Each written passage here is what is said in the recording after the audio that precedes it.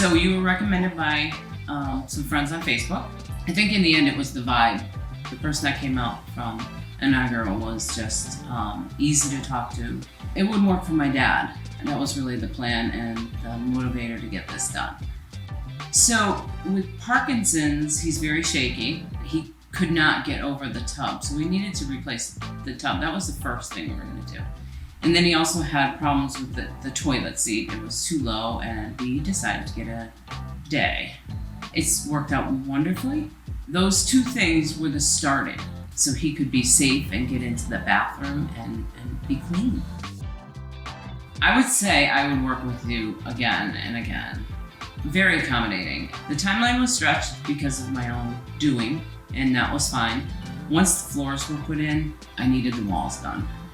Everything started to come together, and it looked great, and just accommodating and patient with me. And I am so happy with Inaugural. And the bathroom that we have, the difference between before and after, to me, I look at the pictures and I'm like, wow. For my dad, he raves about it. He tells everybody on the phone, his friends. I would use this company, Inaugural Baths, we do another bathroom, so we'll use them again.